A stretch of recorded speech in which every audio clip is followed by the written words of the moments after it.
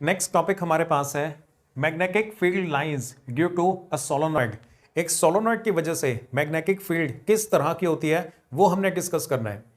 तो final diagram तो हमारा ये बनेगा, पर इस डायग्राम को आप स्टेप बाय स्टेप कैसे बनाओगे उसे डिस्कस करते हैं। देखो, सबसे पहले तो ना आपने एक सोलोनॉइड बना दिया। सोलोनॉइड आपको क्लियर है ना, एक वायर लेनी है, वायर को आपने ऐसे ऐसे कॉइल की फॉर्म के अंदर अरेंज कर देना है। वायर को अगर आप ऐसे एक सिलेंड्रिकल कॉइल की फॉर्म के अंदर अरेंज कर देते हो तो इसी को हम बोलते हैं सोलोनॉइड।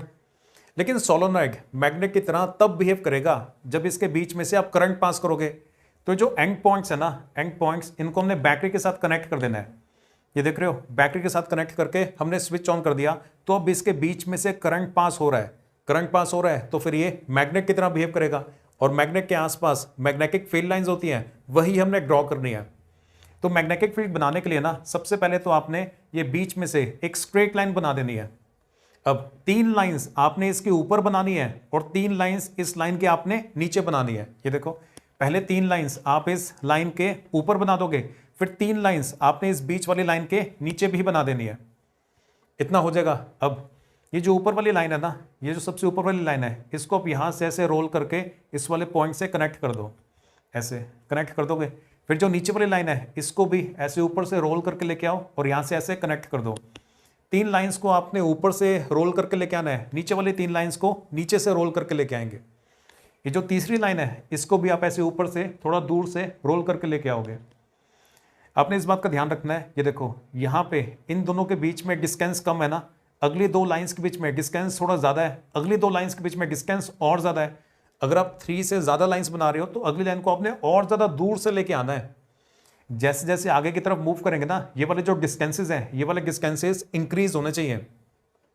अब नीचे ये जो सबसे नीचे वाली लाइन है इसको ऐसे रोल करके लाके इस पॉइंट पे कनेक्ट करना है, फिर इस वाली लाइन को भी नीचे से रोल करके लाके यहाँ पे कनेक्ट कर देना है, और फिर लास्ट में इस लाइन को भी आप ऐसे नीचे से रोल करके आओगे और यहाँ पे कनेक्ट कर दोगे। तो ये हमने बना दिया। उसके बाद नॉर्थ लिखना होता है, साउथ लिखना होता है, पोल्स को मेंशन करना है। तो ये हमने यहाँ पे नॉर्थ पोल को और यहाँ पे साउथ पोल को रिप्रेजेंट कर दिया। लास्ट में डायरेक्शंस बनानी होती है, लास्ट में हमने ये वाली एरो लाइंस बनानी है। ये जो इतनी सारी एरोस बनाई है ना, अब देखो बाहर outside the solenoid magnetic field होती है नॉर्थ से साउथ के डायरेक्शन में। ध्यान से देखो, जहां पे आपने नॉर्थ लिखा है ना, वहां से सारी की सारी मैग्नेटिक फील्ड लाइंस बाहर की तरफ निकल रही हैं, और आधी लाइंस ऊपर से घूम के और बाकी की जो आधी है वो नीचे से घूम के वापस साउथ पोल के अंदर एंटर कर रही हैं। देख रहे हो, साउथ पोल से ये सारी की सारी लाइंस सोलोनॉइड के अंदर एंटर कर रही हैं। नॉर्थ पोल से सारी की सारी लाइंस सोलोनॉइड से बाहर निकल रही हैं। साउथ पोल में सारी की सारी लाइंस सोलोनॉइड के अंदर एंटर कर रही हैं। तो outside the solenoid magnetic field lines are from the north pole towards the south पोल।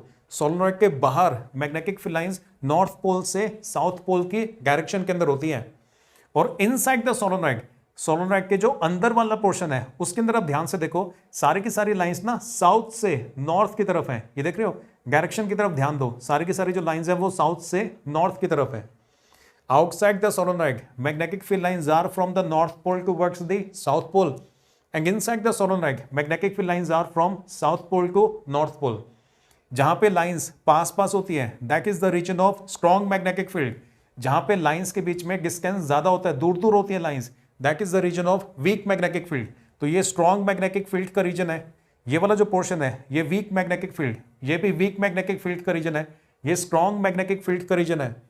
और सोलोनॉइड के बीच में, सोलोनॉइड के बीच में देखो पैरेलल स्ट्रेट लाइंस हैं। जो मैग्नेटिक फील्ड लाइंस हैं वो पैरेलल हैं और स्ट्रेट हैं और इक्विडिस्टेंट हैं।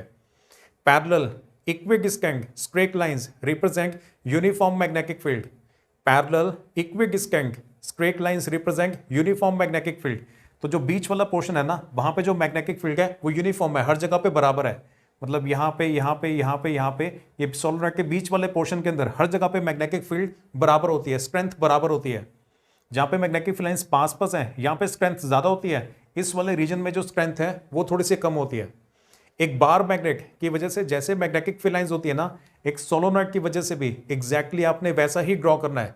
फर्क बस ये होता है कि बार मैग्नेट इतना ज्यादा स्ट्रॉन्ग नहीं होता, वो कमजोर मैग्नेट होता है। जो सोलोनॉइड होता है वो बहुत ही ज्यादा स्ट्रॉन्ग मैग्नेट होता है। लेकिन मैग्नेटिक फील्ड लाइंस को रिप्रेजेंट करने का जो तरीका है वो दोनों के लिए सेम है। आपसे अगर बार मैग्नेट की मैग्नेटिक फील्ड लाइंस पूछी जाती है ना, तो भी इसी तरह का डायग्राम बना था। सोलोनॉइड की मैग्नेटिक फील्ड लाइंस अगर ड्रॉ करने के लिए आए तो भी आपने डायग्राम इसी तरह का बनाना है। लेकिन फर्क ये होता है कि जो सोलोनॉइड है वो बार मैग्नेट के कंपैरिजन में तो बहुत ही ज्यादा स्ट्रॉन्ग मैग्नेट होता है।